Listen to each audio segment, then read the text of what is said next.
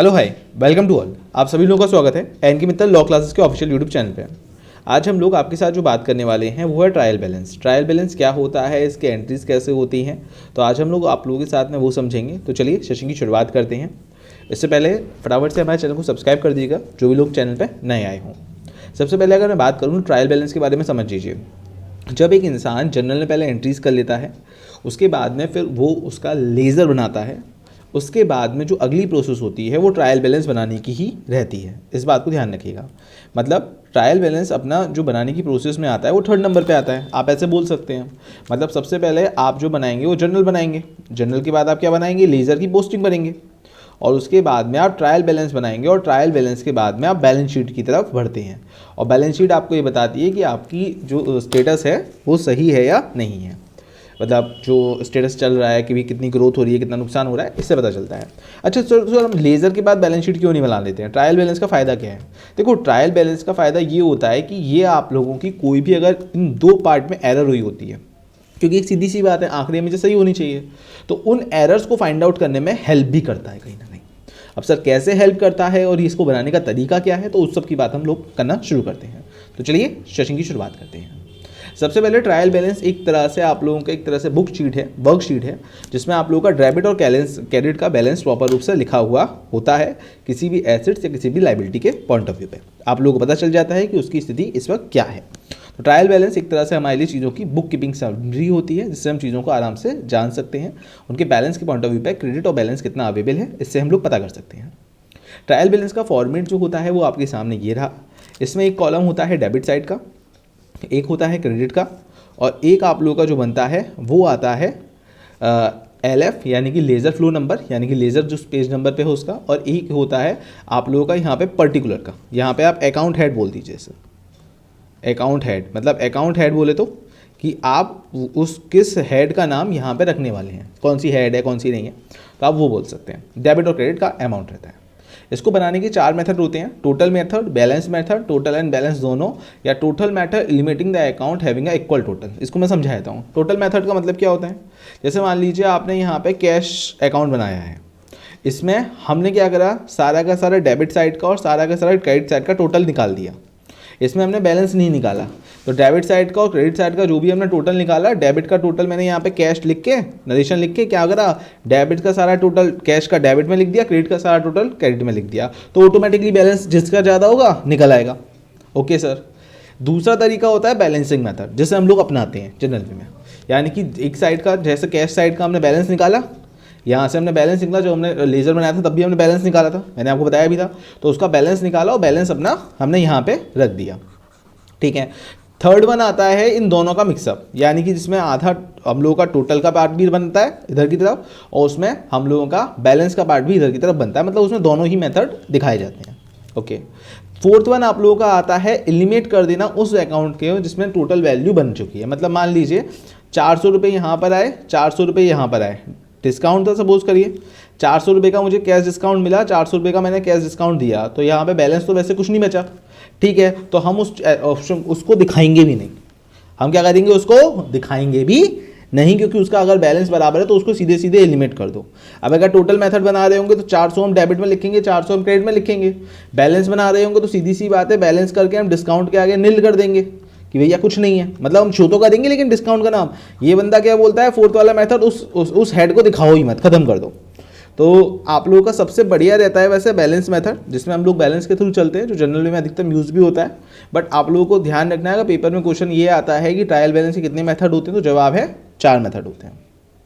चलिए, वो कौन से एरर होते हैं जो ट्रायल बैलेंस से नहीं निकल सकते, तो वो होते हैं error of omission, error of principle, compensatory error, error of original record और एरर डुप्लीकेशन। मैं समझाता हूँ। देखिए, मान लीजिए मैं कोई एंट्री करना ही भूल गया। अगर मैंने कोई एंट्री करी ही नहीं है तो ये बताइए, क्या उसका जर्नल बना होगा? नहीं। क्या उसका लेज़र बना होगा? नहीं। और जब लेज़र ही नहीं बना मतलब ट्रायल बैलेंस भी नहीं बना। ओके, तो यानी कि error of omission. Error of principle क्या होता है? अच्छा, जैसे मान लो आपने कोई फर्नीचर खरीदा, ठीक है, आप क्या या मान लीजिए आपने कोई सैलरी दी, ये रख लीजिए, या मान लीजिए आपने कोई मशीनरी का स्टार्ट में खर्चा करा, कुछ भी आप रख सकते हैं। तो एक नॉर्मल जो आपकी एंट्री होनी चाहिए किसी भी पॉइंट ऑफ व्यू पे, वो आपकी कैसी आपकी एंट्री होनी चाहिए। जैसे मान लीजिए आपने सैलरी दी, तो एंट्री होनी चाहिए salary account debit to cash account. मैंने सैलरी दी तो ठीक है। अब मैं यहाँ पे सैलरी अकाउंट वर्ड ना लिख के मैंने वही रकम रेंट में डाल दी। मतलब सर क्या करा, मैंने उसको सैलरी हेड में ना डाल के रेंट हेड में डाल दिया।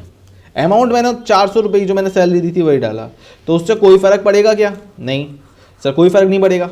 मिल जाएगा सारा बैलेंस? हाँ मिल जाएगा। तो एरर ऑफ प्रिंसिपल का मतलब ये होता है कि आपको जिस तरह से एंट्री करनी चाहिए, जिस फॉर्मेट को फॉलो करना चाहिए, आप उसको ना करके दूसरे फॉर्मेट को गलत तरीके से चले जाते हैं। जैसे मान लीजिए शुरुआत में हम लोग जो मशीनरी पे खर्चे करते हैं वो किस में जुड़ते हैं बताइए। जैसे आप जब मशीनरी को परचेज करते हैं और उसके बाद आप शुरुआत में जो मशीनरी पे खर्चे करते हैं वो मशीनरी अकाउंट में जुड़ते हैं, हाँ या ना? हाँ सर, मशीनरी अकाउंट में जुड़ते हैं। Machinery account debit to purchase account entry हो जाएगी, या अगर कैश उधार खरीदा होगा वरना कैश खरीदा होगा तो कैश से चले जाएगा, ठीक है नॉर्मली। लेकिन जो भी खर्चे होंगे वो मशीनरी अकाउंट में ही जुड़ेंगे, हाँ या ना?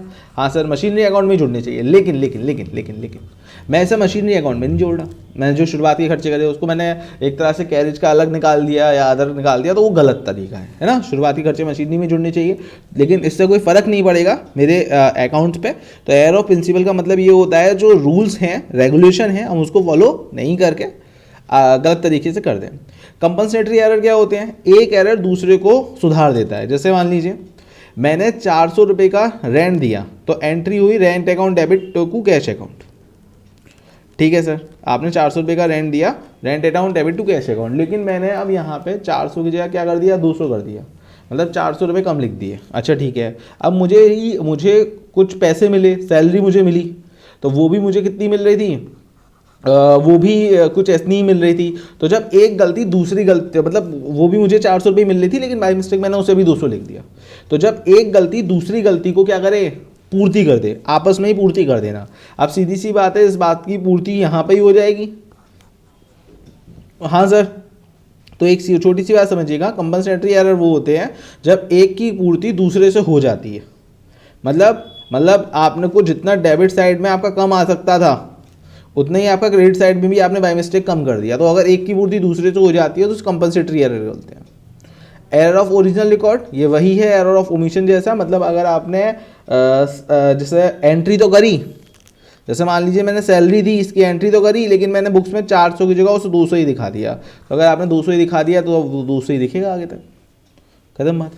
एरर ऑफ डुप्लीकेशन, मतलब आपने कोई एंट्री 2 बार कर दी। अब देखिए, अगर आपने कोई एंट्री 2 बार कर दी तो उसका कोई फर्क नहीं पड़ेगा। जैसे मान लीजिए मैंने 100 रुपये का माल खरीदा, अब इसको मैंने 2 बार लिख दिया, तो एक सीधी सी बात है, अगर मैंने 100 रुपये का माल खरीदा है, यानी कि मैंने नॉर्मल एंट्री करी होगी आप लोगों की, जो भी मुझे यहाँ पे परचेज पे कंट्री चाहिए, तो वो मैंने अगर 2 बार कर दी तो एक अमाउंट को ही मैंने डेबिट कर दिया और एक अकाउंट को मैंने क्या कर दिया, क्रेडिट कर दिया।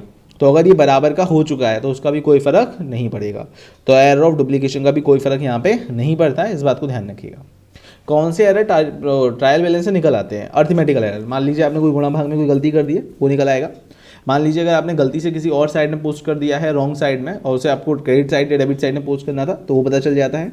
अगर आपने लेज़र बनाते समय कोई अमाउंट रॉन्ग कर दिया है, तो एक साइड का, जैसे मान लीजिए ऐसा मैंने करा, मैंने सैलरी में दी थी 400 रुपये की, सैलरी हेड में मैंने 400 लिख के, लेकिन कैश हेड में मैंने उसे 200 रुपये ही लिख दिए, तो सीधी सी बात है वहाँ पे मेरे को पता चल जाएगा कि मैंने इनकरेक्ट फिगर लिख दी है। जो भी मेरा अकाउंटिंग का एरर होता है, जोड़ने घटाने का या अकाउंटिंग करने का, तो वो पता चल जाता है। और कभी कभी हम ऐसा भी होता है, हम ट्रायल बैलेंस बनाते समय ट्रायल बैलेंस में वैल्यू अलग लिख देते हैं, तो अभी हमारा टोटल नहीं मिलता, तो वो भी हमें पता चल जाता है। तो ये सब पॉइंट्स थे आप लोगों के, आई होप सो क्लियर हो गए होंगे। और अगर आप लोगों को सेशन अच्छा लगे तो प्लीज़ सब्सक्राइब करके अपना लाइक का बटन प्रेस कर दीजिएगा। Thank you so much, take care, thank you.